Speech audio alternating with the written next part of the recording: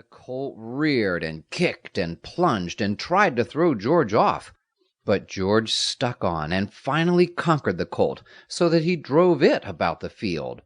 But in a last mad plunge to free itself from this determined boy on its back, the colt burst a blood vessel and fell to the ground dead.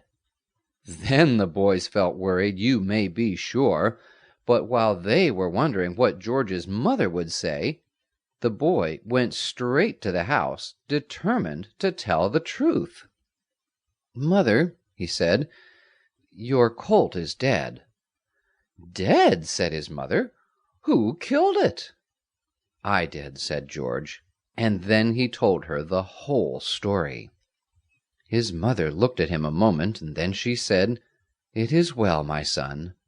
I am sorry to lose the colt. It would have been a fine horse. But I am proud to know that my son never tries to put the blame of his acts upon others, and always speaks the truth."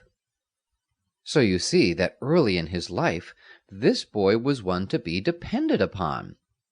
This story, too, shows you that besides his being so truthful and honest, young George Washington did not give up trying to do a thing until he had succeeded. He was bound to tame that fierce sorrel colt, and he stuck to it until he had conquered the animal, instead of letting it conquer him. He loved the woods, and he loved the water. He wanted to be a sailor. But when he saw that his mother did not wish him to go away to sea, he said, "All right, mother," and he stayed at home to help her on her farm. When he was 16 years old, he gave up going to school and became a surveyor. A surveyor is one who goes around measuring land, so that men can know just how much they own, and just where the lines run that divide it from other people's land. This work kept George out of doors most of the time, and made him healthy and big and strong. He went off into the woods and over the mountains, surveying land for the owners.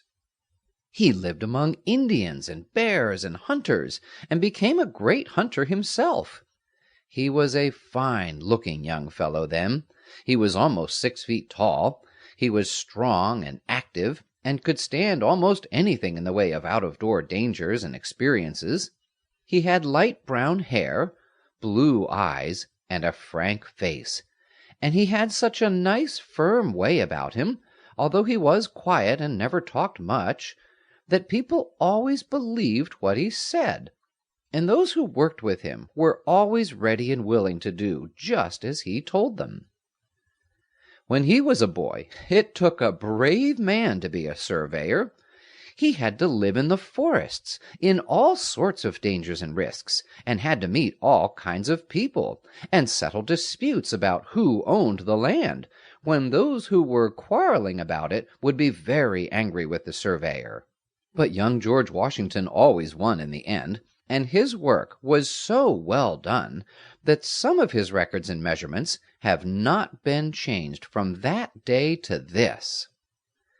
He liked the work because he liked the free life of the woods and mountains.